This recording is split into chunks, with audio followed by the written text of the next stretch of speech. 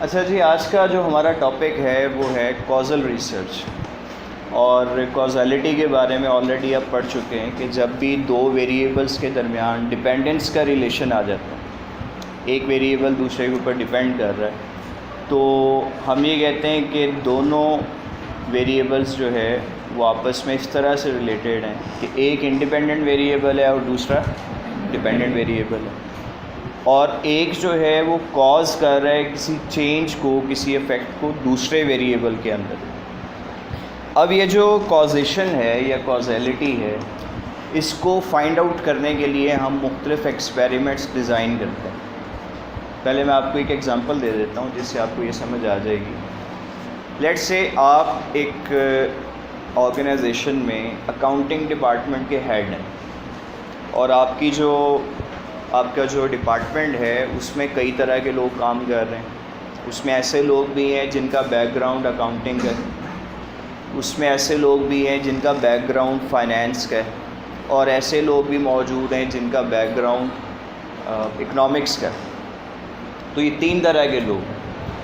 अब आप ये समझते हैं, आपका ये ख्याल है कि जो अकाउंटिंग के बैकग्राउंड से लोग हैं उनकी परफॉर्मेंस सबसे बेहतर है, लिहाजा आप मशवरा देना चाहते हैं एचआर डिपार्टमेंट को कि आइंदा आपने हमारे डिपार्टमेंट के लिए जब भी हायरिंग करनी है तो आपने किस बैकग्राउंड के लोगों को हायर करना है, अकाउंटिंग के। लेकिन अभी तक ये आपका ख्याल है, ये इसकी कोई ऑथेंटिसिटी नहीं है, ये आपकी एक सपोजिशन है, आपका एक आइडिया है, आपकी सोच है। अब इस चीज़ को आपने वैलिडेट भी करना है कि आपकी ये सोच सही है। तो आपने क्या किया, एक एक्सपेरिमेंट डिज़ाइन किया। आपने 3 ग्रुप्स बना लिए। एक ग्रुप में वो लोग थे जिनका बैकग्राउंड अकाउंटिंग का है, सिर्फ वो लोग। दूसरा ग्रुप जो है उसमें मिक्स्ड लोग हैं, यानी अकाउंटिंग वाले भी हैं और दूसरे लोग भी हैं। और तीसरा जो ग्रुप है उसमें सिर्फ़ और सिर्फ नॉन अकाउंटिंग बैकग्राउंड वाले लोग हैं। समझ आ गए? तीनों के लिए आपने एक असाइनमेंट जो है वो रखी जो उनके डिपार्टमेंट से रिलेटेड, अकाउंट से रिलेटेड। अब आपके जहन में ये है कि आप सबको एक जैसा वक्त देंगे, एक जैसी असाइनमेंट देंगे, लेकिन जो परफॉर्मेंस है वो सबसे अच्छी किसकी आएगी आपके ख़्याल में? जो पहला ग्रुप है जिसमें सिर्फ अकाउंट्स वाले लोग हैं। दूसरे नंबर पे परफॉर्मेंस किसकी अच्छी आएगी? जिसमें मिक्स्ड लोग हैं। और तीसरे नंबर पे जो तीसरा ग्रुप रह जाता है जिसमें अकाउंटिंग के कोई लोग मौजूद नहीं। आपने असाइनमेंट दे दी और वाकई ही ऐसा हुआ, उनकी जो परफॉर्मेंस है वो आपकी सोच के मुताबिक आई। अब जो कुछ आप सोच रहे थे वो वैलिडेट हो गया। अब जब आप बात करेंगे ना कि अकाउंटिंग वालों की परफॉर्मेंस सबसे अच्छी है, तो वो सिर्फ़ आपकी सोच नहीं है, बल्कि वो आपने एक्सपेरिमेंट करने के बाद ये रिज़ल्ट्स फाइंड आउट किए हैं। बात समझ आ रही है? अब वो एक कॉजलिटी बन गई है, एक कॉज एंड इफ़ेक्ट बन गया। जब भी कॉज एंड इफ़ेक्ट होगा तो 2 वेरिएबल ज़रूर होंगे, एक इंडिपेंडेंट वेरिएबल और दूसरा डिपेंडेंट वेरिएबल। यहाँ पर इंडिपेंडेंट वेरिएबल है अकाउंट्स की डिग्री और डिपेंडेंट वेरिएबल है परफॉर्मेंस। यानी आपका जो हाइपोथेसिस है वो क्या बन रहा है कि अगर किसी का जो बैकग्राउंड है वो अकाउंटिंग का है तो उसकी परफॉर्मेंस यकीनन अच्छी होगी। बात समझ आ गई? तो ये इसका कुछ बेसिक इंट्रोडक्शन है। अच्छा, एक और एग्जांपल लेते हैं। नेक्स्ट जो हमारा पॉइंट है इम्पॉर्टेंट एंड एक्सोजेनस वेरिएबल्स। एक एग्जांपल लेते हैं। आप हैं एचआर डिपार्टमेंट से और आप क्या करते हैं कि जब भी लोगों को हायर करते हैं आप फ़ौरन उन्हें ट्रेनिंग दे देते हैं। और आपके पास लॉजिक क्या है इस चीज़ की? आप कहते हैं कि जी जब हम ट्रेनिंग देते हैं तो ट्रेनिंग देने से इनकी परफॉर्मेंस बेहतर हो जाती है। तो आपने कुछ लोगों को हायर किया, हायर करते ही आपने ट्रेनिंग दे दी और बाद में आपने क्लेम किया कि देखें जी इनकी जो परफॉर्मेंस आई है वो किस वजह से आई है? ट्रेनिंग की वजह से। अब इस पर कोई इतराज़ कर सकता है कि भाई आप जो क्लेम कर रहे हैं ट्रेनिंग की वजह से परफॉर्मेंस आई है, इसका कोई सबूत नहीं है हमारे पास। क्या ख्याल है? अगर आप इनको ट्रेनिंग ना दें और टेस्ट लें, जो भी आपने परफॉर्मेंस असेसमेंट की थी, तो ट्रेनिंग के बगैर भी अगर यही परफॉर्मेंस आती है तो इसका मतलब है कि ट्रेनिंग का कोई अमल दखल नहीं। तो आप कैसे कह सकते हैं कि जी ट्रेनिंग की वजह से आई है? अब ये इतराज़ चूँकि लॉजिकल है, आपने एक एक्सपेरिमेंट डिज़ाइन किया, आपने क्या किया, 2 ग्रुप्स बना लिए, एक ग्रुप को आपने ट्रेनिंग दी, दूसरे ग्रुप को ट्रेनिंग नहीं दी, और उसके बाद दोनों की जो परफॉर्मेंस है वो आपने एवेलुएट की। एक की परफॉर्मेंस अच्छी थी जिसको आपने ट्रेनिंग दी, दूसरे की परफॉर्मेंस अच्छी नहीं थी जिसको ट्रेनिंग नहीं मिली। तो आपने कहा जी देख लें ये ट्रेनिंग की वजह से हुआ।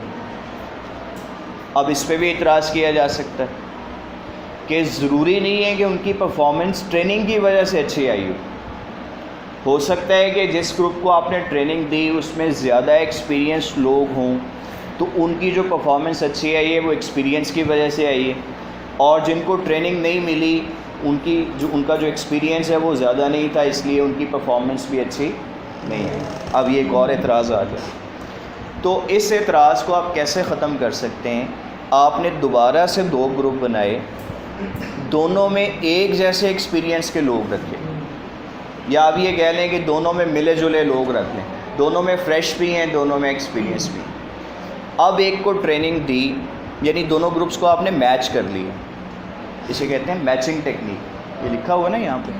आपने कंट्रोल किया है, किस चीज़ को कंट्रोल किया है? देखें वेरिएबल्स आ रहे थे 2, हमारा कंसर्न था ट्रेनिंग, कि हम ट्रेनिंग की इफ़ेक्टिवनेस देखना चाह रहे हैं। एक दूसरा वेरिएबल खाम बीच में आ गया और वो था एक्सपीरियंस, जिसको हम देखना चाह रहे थे वो इम्पॉर्टेंट वेरिएबल है हमारे लिए। जो वैसे बीच में आ गया वो एक्सोजनस वेरिएबल है, वो एक्स्ट्रा वेरिएबल है, हम उसे कंट्रोल करना चाहते हैं ताकि उसका इफेक्ट बाकी ना रहे, सिर्फ वो वेरिएबल रहे जिसको हम स्टडी करना चाह रहे हैं। पॉइंट समझ आ गया? तो हमने क्या किया, जो एक्सोजनस वेरिएबल है उसे कंट्रोल कर लिया। कैसे कंट्रोल किया? मैचिंग टेक्निक के ज़रिए हमने दोनों में एक जैसे लोग रख लिए। अब ट्रेनिंग दी, ट्रेनिंग देने के बाद अगर ट्रेनिंग वाले ग्रुप का जो रिज़ल्ट है वो ज़्यादा अच्छा आया तो अब हम क्लेम कर सकते हैं कि ये ट्रेनिंग की वजह से अच्छा आया। पॉइंट समझ आ गया? Yes. तो यहाँ पर मैंने बात की कंट्रोलिंग की, यहाँ पे मैंने बात की मैचिंग टेक्निक की, यहाँ पे मैंने ट्रीटमेंट ग्रुप और कंट्रोल ग्रुप की बात की। जिस ग्रुप को आपने ट्रेनिंग दी है वो ट्रीटमेंट ग्रुप है, जिसे आपने ट्रेनिंग नहीं दी वो कंट्रोल ग्रुप है, ठीक है। और यहाँ पर जो मैचिंग टेक्निक आपने यूज़ की उसकी रीज़न क्या थी कि आपका जो क्लेम है वो वैलिडेट हो जाए, उसकी वैलिडिटी बढ़ जाए, बेटर यू कैन से उसकी इंटरनल वैलिडिटी बढ़ जाए। पॉइंट समझ आ गया? एक और एग्जांपल आपको देता हूँ। देखें, लॉ ऑफ डिमांड हमने पढ़ा है, Yes, sir. और हमें पता है कि प्राइस बढ़ेगी तो सेल्स कम हो जाएंगी, ठीक है। तो प्राइस और सेल्स के दरमियान एक डिपेंडेंस का रिलेशन है। प्राइस इंडिपेंडेंट वेरिएबल है, सेल्स डिपेंडेंट। लेकिन एक चीज़ ब्रांड लॉयल्टी भी तो है, और ब्रांड लॉयल्टी क्या कहती है कि प्राइस बढ़ भी जाए तो मैं यही ब्रांड ख़रीदूँगा। अब ये अफेक्ट कर रही है किस चीज़ को? इस रिलेशनशिप को।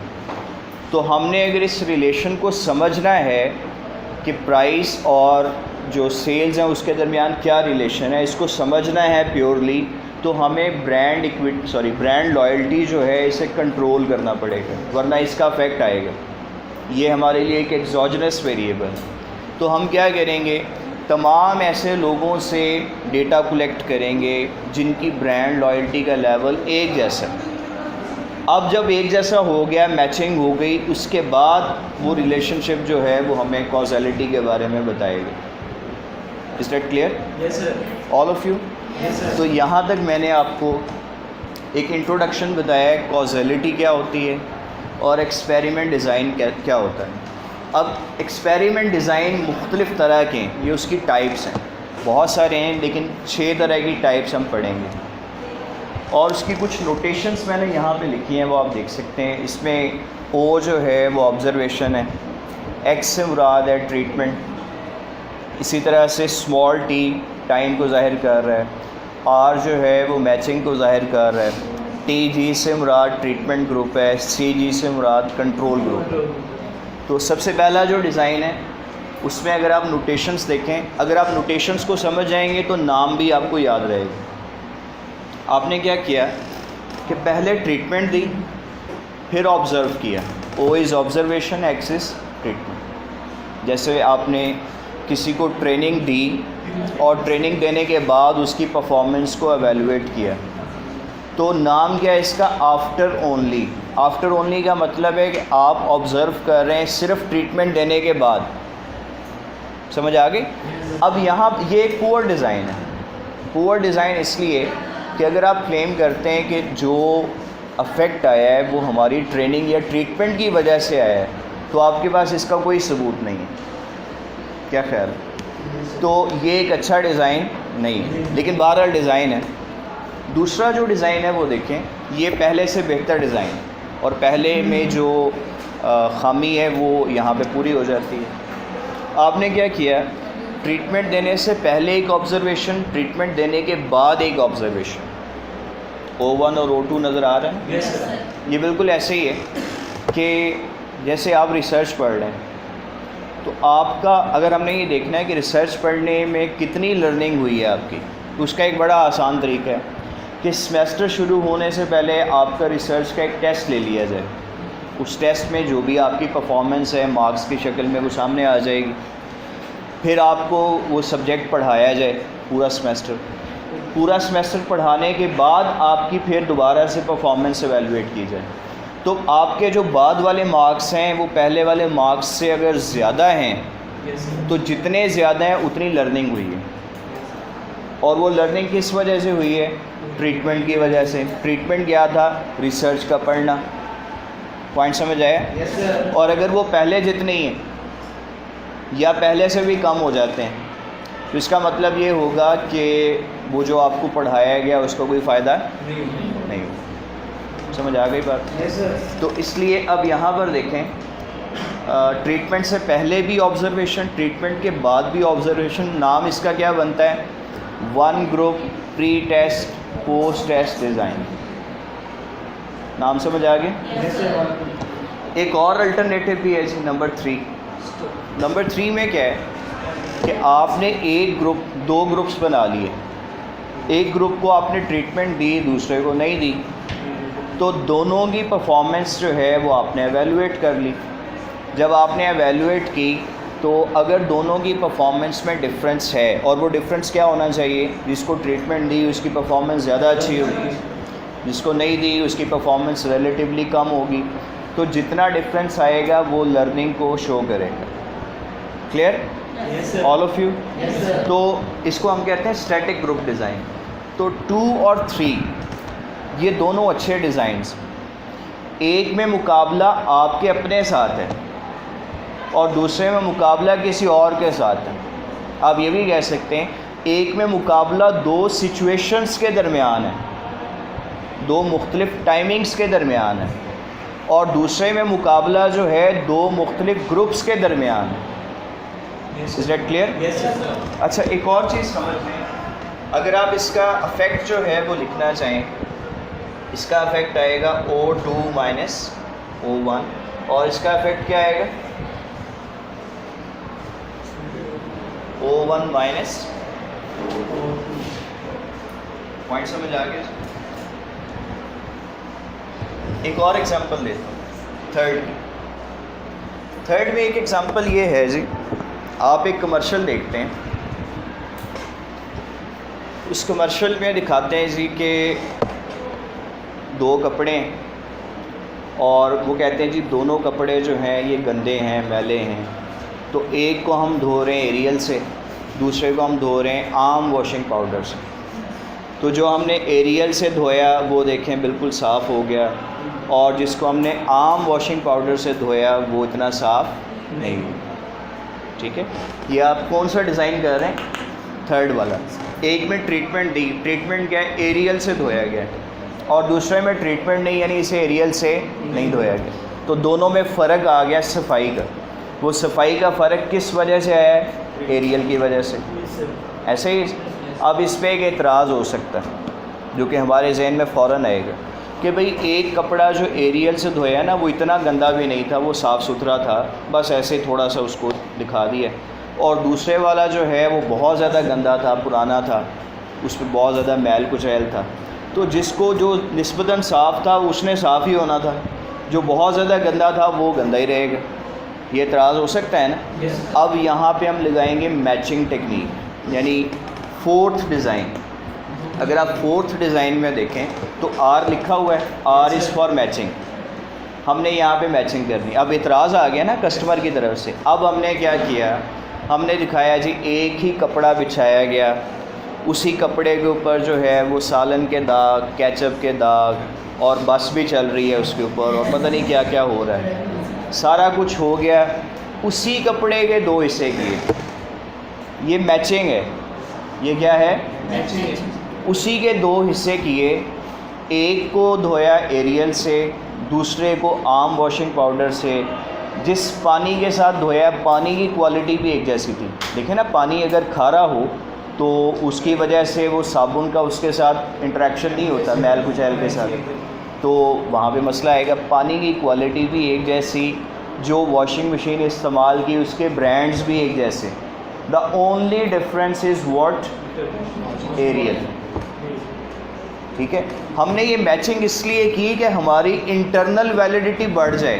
कोई ये ना जैसे कि ये फ़र्क तो फ़लाँ चीज़ की वजह से आया, ये फ़लाँ चीज़ की वजह से आया। नो, हमने सारे जो उसके ऊपर एतराज़ात थे वो ख़त्म कर दिए। हमने कहा जी फ़र्क सिर्फ़ एक चीज़ की वजह से आ रहा है और वो है ट्रीटमेंट। अब जब उसे आपने धोया और धोने के बाद एरियल वाला जो कपड़ा है वो वाकई साफ़ हो गया और दूसरे वाला जो है वो उतना साफ़ नहीं हुआ, तो अब कस्टमर उसे मानेगा, क्योंकि आपने एक्सपेरिमेंट के ज़रिए उसे परफॉर्म करके दिखा दिया। बात समझ आ गई? Yes, sir. एक और एग्ज़ाम्पल समझ लें। बिलफ़र्ज़ आप बनाते हैं सोना यूरिया, और आपका क्लेम ये है कि हमारी खाद है, सोना यूरिया है, वो इस्तेमाल करने से फ़सल की जो पैदावार है वो ज़्यादा हो। अब खाली कहने से थोड़ी मान जाएगा किसान, तो आपने क्या किया, एक एक्सपेरिमेंट कमर्शियल में आपने करके दिखा दिया। एक ज़मीन, दो खेत आपने बिल्कुल साथ साथ इसलिए ताकि दोनों की मिट्टी जो है वो एक जैसी हो। ये ना हो कि एक की मिट्टी ज़्यादा ज़रखेज़ थी, दूसरे की जो है वो कम, तो एक जैसी मिट्टी। और जब एक ही जगह पे हैं दोनों फील्ड्स, तो हवा भी एक तरह की, सूरज की रोशनी भी एक जैसी, जो पानी मिल रहा है वो भी एक जैसा, जो बीज आपने इस्तेमाल किए उनकी क्वालिटी भी एक जैसी। गर्ज़ ये कि तमाम चीज़ों में आपने मैचिंग एक जैसी की ताकि कोई इतराज़ ना आए। द ओनली डिफरेंस इज़, एक में आपने सोना यूरिया इस्तेमाल किया और दूसरे में नहीं किया। तो जिसमें आपने सोना यूरिया इस्तेमाल किया, अगर उसकी पैदावार, उसकी यील्ड बढ़ गई, तो इसका मतलब है वो यील्ड किस वजह से बढ़ी है? आपके ब्रांड की वजह से। अब किसान जो है वो वाकई कहेगा यार ये सारी चीज़ें तो एक जैसी थी, इसकी वजह से फ़र्क आ रहा है। पॉइंट समझ आया? तो यहाँ पर अगर आप डिज़ाइन देखें तो ये तो वही चीज़ है ना, ट्रीटमेंट एक को दी, एक को ट्रीटमेंट नहीं दी। आर से मुराद है दोनों में मैचिंग कर ली, और जिसको ट्रीटमेंट दी है वो ट्रीटमेंट ग्रुप है, जिसमें ट्रीटमेंट नहीं दी वो कंट्रोल ग्रुप है। ठीक हो गया? इसका नाम क्या है? आपने जब ऑब्जर्वेशन ली है वो सिर्फ ट्रीटमेंट के बाद ली है, इसीलिए इसका नाम है आफ्टर ओनली। लेकिन आफ्टर ओनली के साथ साथ ये कंट्रोल ग्रुप भी है। पहले वाला जो है वो उसमें कोई कंट्रोल ग्रुप नहीं, सिर्फ ट्रीटमेंट ग्रुप था। ये चीज़ याद रख, ट्रीटमेंट ग्रुप तो हमेशा रहेगा, क्योंकि ट्रीटमेंट नहीं देंगे तो फिर एक्सपेरिमेंट किस चीज़ का। ट्रीटमेंट ग्रुप हमेशा रहेगा, कंट्रोल ग्रुप ऐड हो भी सकता है और नहीं भी हो सकता। समझ आ गई? कोई सवाल पूछना चाहते हैं? अभी पूछें।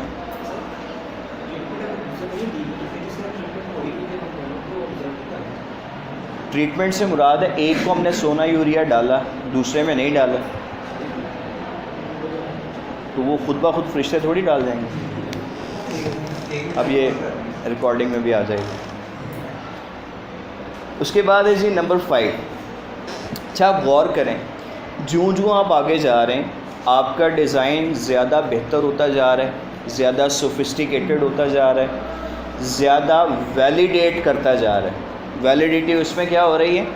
बढ़ती जा रही है, Yes, sir. ऐसे ही। Yes, sir. तो डिज़ाइन नंबर 5 में अगर आप देखें जी, इसमें आप ट्रीटमेंट से पहले भी ऑब्ज़र्व कर रहे हैं, बाद में भी कर रहे हैं, और दूसरे ग्रुप के साथ भी मैचिंग कर रहे हैं। यानी पहले ऑप्शन थी कि आप अपने साथ ही मुकाबला करेंगे, कंपैरिजन करेंगे, एक सिचुएशन पहली है ट्रीटमेंट से और एक सिचुएशन बाद वाली। एक में ऑप्शन थी कि आपने दो मुख्तलिफ ग्रुप्स के दरमियान कंपैरिजन किया है, यहाँ आपने दोनों को कंबाइन कर दिया, यानी और ज़्यादा बेहतर डिज़ाइन हो गया। ठीक है, अब यहाँ पे समझिएगा कि इसका डिफरेंस है, सारा कुछ वही है, सिर्फ एक चीज़ कि डिफरेंस जो आ रहा है वो इन दोनों का फ़र्क भी आएगा, क्योंकि ट्रीटमेंट से पहले और ट्रीटमेंट के बाद, और इन दोनों ग्रुप्स का डिफरेंस भी आएगा। यानी इसका जो इफेक्ट है उसकी इक्वेशन क्या बनेगी, effect is equal to O2 minus O1 minus O4 minus O3। यानी आप ये कह सकते हैं जो ऊपर वाले का डिफरेंस है उसमें से नीचे वाले के डिफरेंस को माइनस कर दें तो वो उस ट्रीटमेंट का इफेक्ट बनेगा। बात समझ आ गई? Yes, sir. अब एक सवाल जो आपके जहन में आना चाहिए वो सवाल ये है कि भाई यहाँ तो समझ आती है कि ट्रीटमेंट से पहले इसकी रीडिंग कुछ और होगी, ट्रीटमेंट के बाद इसकी रीडिंग कुछ और होगी, लेकिन ये नीचे वाला जो है उसमें तो कोई ट्रीटमेंट मौजूद ही नहीं है। Yes, sir. तो उसमें रीडिंग का फ़र्क क्यों आ रहा है? हमने लिखा है ना O4 माइनस O3, उसमें फ़र्क किस वजह से आ रहा है? ये सवाल आपके जहन में आ सकता है, और उसका जवाब है कि कुछ ना कुछ टाइम भी इस दौरान गुजर गया। इसकी एक एग्ज़ाम्पल मैं ऐसे देता हूँ कि आपने पानी में चीनी जो है वो डाली, दो मुख्तलिफ जो है वो कप्स के अंदर, एक बर्तन में आपने चीनी डाली, दूसरे में भी डाल दी। पहले वाले बर्तन को आपने गर्म करना शुरू कर दिया। ये गर्म करना जो है ये ट्रीटमेंट है। अब ट्रीटमेंट की वजह से क्या होगा, और आपने 3 मिनट तक लेट से उसे गर्म किया, तो गर्म करने की वजह से क्या होगा कि चीनी उसमें हल हो जाएगी। Yes, sir. यानी उसकी अगर मिठास देखी जाए तो गर्म करने से पहले मिठास कम थी और बाद में ज़्यादा है। लेकिन जिसे आपने गर्म नहीं किया, टाइम गुजरने की वजह से कुछ ना कुछ चीनी तो उसमें भी मिक्स हो जाएगी ना। Yes, sir. पानी में चीनी डाल के रखते हैं, थोड़ी बहुत तो मिक्सिंग होगी ना उसकी 3 मिनट में, Yes, sir. लिहाजा फ़र्क आएगा। उतना नहीं आएगा जितना पहले वाले में आया, लेकिन थोड़ा बहुत ज़रूर आएगा, इसीलिए उसका डिफरेंस यहाँ पे लिखा गया। तो इसका इफेक्ट समझ आ गया? Yes, sir. अब इसका नाम देखें, कंट्रोल ग्रुप है, ये भी कंट्रोल ग्रुप था, इसमें सिर्फ आफ्टर ओनली, और इसमें प्री टेस्ट भी है और पोस्ट टेस्ट भी है। टेस्ट। ठीक है, तो नाम बनाना आसान है अगर आपको लॉजिक समझ आ जाए उसका। Yes, sir. इसके बाद है डिज़ाइन नंबर 6। तो डिज़ाइन नंबर 6 में आप देखें, आपको बहुत सारी जो है वो ऑब्जर्वेशंस नज़र आ रही हैं। ट्रीटमेंट से पहले भी बहुत सारी ऑब्जर्वेशंस हैं और ट्रीटमेंट के बाद भी कई ऑब्जर्वेशंस। इसे कहते हैं टाइम सीरीज़। और आपको जहन में होगा कि जब आप एक से ज़्यादा दफ़ा ऑब्ज़र्व करते हैं तो वो कौन सा डिज़ाइन होता है या कौन सी रिसर्च होती है? Longitudinal research. बताया था ना आपने, इसमें सिर्फ एक बार डेटा कलेक्शन हो या रीडिंग आप लें तो वो क्रॉस सेक्शनल, और जिसमें एक से ज़्यादा दफ़ा हो तो लॉन्गिट्यूडनल। तो time series is a part of longitudinal research. ये ज़्यादातर इस्तेमाल होती है मेडिकल साइंस में, ख़ास तौर पे जेनेटिक्स में, जहाँ पे आपने कई ऑब्जर्वेशंस लेनी होती हैं। केमिस्ट्री में भी इस्तेमाल होती है। बिज़नेस में कैसे होगी? मार्केटिंग की एग्जांपल देता हूँ। मार्केटिंग में एक कॉन्सेप्ट है ब्रांड पोजीशनिंग का। Yes, sir. तो ब्रांड पोजीशनिंग को बनाने में भी बहुत वक्त लगता है, और अगर आपने उसे चेंज करना है तो चेंज करने में भी बहुत वक्त लगेगा। ठीक है, Yes, sir. ब्रांड पोजीशनिंग हो सकता है कई सालों के बाद इस्टेब्लिश हुई है, और अगर आपने उसे चेंज करना है तो रिसर्च से इसके कम से कम 3 साल जो है वो चाहिए एक ब्रांड की पोजीशनिंग को चेंज करने के लिए। तो एग्ज़ाम्पल मैं दिया करता हूँ लाइफ बॉय की। लाइफ बॉय जो है वो आज से 25-30 साल पहले लाल साबुन हुआ करता था, और वो या तो देहात में बिकता था या जो ज़्यादा महंगे साबुन अफोर्ड नहीं कर सकते थे वो ख़रीदते थे। या आपको वो हमाम वगैरह में नज़र आता था, तो लाइफ बॉय एक लाल साबुन था और सस्ता था, पैकिंग भी आम सी थी, और इसका जो मुकाबला जिन ब्रांड्स के साथ था वो भी लाल साबुन ही थे साथ। फिर उस वक्त जो है वो यूनिलीवर के ब्यूटी सोप थे दो, एक लक्स और दूसरा रेक्सोना। रेक्सोना पाकिस्तान में उन्होंने बंद कर दिया किसी वजह से। अब उन्होंने कहा कि उसकी जगह पे हम लाइफ बॉय की पोजीशनिंग चेंज करके उसे ब्यूटी सोप बना देते हैं। तो उन्होंने उसे ब्यूटी सोप बना दिया, यानी पोजीशनिंग चेंज की। This is a treatment. Positioning change करना क्या है? ट्रीटमेंट है। उस पर ख़र्चा भी आया, बहुत सारी मैसिव एडवर्टाइजमेंट भी हुई, सारा कुछ हुआ। तो जब उन्होंने उसे ब्यूटी सोप बनाया तो अब वो एक तो लाल साबुन नहीं रहा सॉरी, एक तो लाल साबुन नहीं रहा, वो डिफरेंट कलर्स में आ गया, Yes, sir. पैकिंग भी बदल गई, Yes, sir. मॉडल्स भी बदल गई। पहले उसकी कमर्शियल आती थी तो उसमें एक आदमी को दिखाया जाता था, ठीक है, मूंछों वाला आदमी, और अब जब कमर्शियल आती थी तो अब कोई फीमेल एक्ट्रेस जो है वो आती थी। पोजीशनिंग बदल गई ना उसकी, लेकिन वो उसमें भी नहीं चल सका। फिर उसकी दोबारा से पोजीशनिंग उन्होंने चेंज की। अब उन्होंने सोचा कि कौन सा एरिया खाली है, तो पता चला कि जो एंटी जर्म्स वो वाला एरिया खाली है, उसमें सिर्फ डिटोल सोप था या सेफगार्ड था, अभी भी ऐसे ही है शायद। Yes, sir. तो उन्होंने लाइफ बॉय को क्या बना दिया, एक दफ़ा फिर चेंज करके ये एंटी जर्म सोप है, और ताहाल वो वही चल रहा है। तो ये जो सारा एक्सपेरिमेंट डिज़ाइन हुआ, ये कौन सा था? ये टाइम सीरीज़ डिज़ाइन, यानी इस पे कई साल जो है वो लगे, और कई साल उसकी ऑब्जर्वेशन रही, और कई साल उसकी पोजीशनिंग बदलने में भी टाइम लगा। Got it? Yes, sir. अब जो आखिरी पॉइंट रह गया है, ये मैंने लिखा है इंटरनल एंड एक्सटर्नल वैलिडिटी। ये पॉइंट समझ लें, सुन लें भाई इधर। इंटरनल वैलिडिटी तो मैंने आपको बता दिया कि जितना आप कंट्रोल करते जाएंगे एक्सपेरिमेंट को, उतनी उसकी इंटरनल वैलिडिटी बढ़ती जाएगी। और कंट्रोलिंग से क्या मतलब है? आप एग्जोजनस वेरिएबल्स को ना आने दें, आप जो मैचिंग टेक्निक है वो यूज़ कर लें, सिर्फ़ और सिर्फ जो जिस वेरिएबल को हम स्टडी करना चाह रहे हैं वही आना चाहिए। ये इंटरनल वैलिडिटी बढ़ रही है कंट्रोल की वजह से, और कंट्रोल ज़्यादा कहाँ होता है? आपका जो कॉन्ट्राइव्ड एनवायरनमेंट है, यानी इंटरनल एनवायरनमेंट है। पढ़ा था ना आपने, कॉन्ट्राइव्ड है और नेचुरल है। तो आपका जो कॉन्ट्राइव्ड या इंटरनल एनवायरनमेंट है उसमें कंट्रोल क्या होगा? क्या होगा? ज़्यादा होगा। सो रहे हैं, जाग रहे हैं? अब ये भी रिकॉर्ड हो गया, तो जाग रहे हैं ना सब लोग? Yes, sir. इंटरनल एनवायरनमेंट में आपका कंट्रोल ज़्यादा होगा, जिसकी वजह से इंटरनल वैलिडिटी भी बढ़ जाएगी। Yes. लेकिन आपने सिर्फ इंटरनल थोड़ी रहना है, आपने तो एक्सटर्नल जाना है। Yes, sir. इसकी एक मिसाल ऐसे है कि आप कोई केमिकल बनाते हैं केमिस्ट्री की लैब में, तो केमिस्ट्री की लैब में केमिकल बनाने का मकसद क्या है कि आप उसे एक्सपेरिमेंट के ज़रिए तैयार कर रहे हैं। लेकिन तैयार करने का मकसद है कि बाद में कमर्शियल बेसिस पे उसको तैयार करना है, बड़े पैमाने पे। तो जब कमर्शियल बेसिस पे तैयार करेंगे तो आप एक्सटर्नल एनवायरनमेंट में जाएंगे ना। Yes, sir. तो इंटरनल में क्या होगा कि इंटरनल वैलिडिटी बढ़ेगी कंट्रोल बढ़ने की वजह से। जूँ आप बाहर जाएंगे आपका कंट्रोल कम होता जाएगा। Yes, sir. कंट्रोल कम होने की वजह से इंटरनल वैलिडिटी भी कम होती जाएगी। पॉइंट समझ आ रहा है? लेकिन चूंकि आप बाहर जा रहे हैं तो जनरलाइजेबिलिटी बढ़ेगी।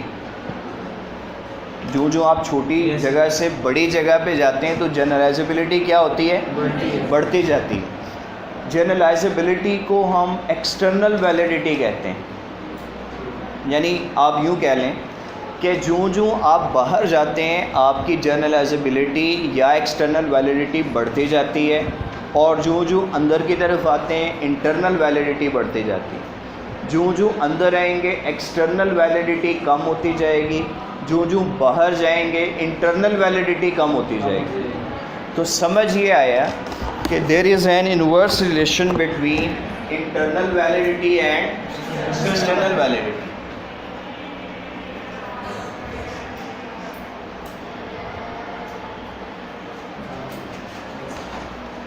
ये रिलेशन समझ आ गई? Yes, sir. इंटरनल और एक्सटर्नल वैलिडिटी में इनवर्स रिलेशनशिप है, एक बढ़ेगी तो दूसरी कम होगी। Yes, sir. ठीक है, चलें जी, आज का लेक्चर हमारा यहाँ तक था।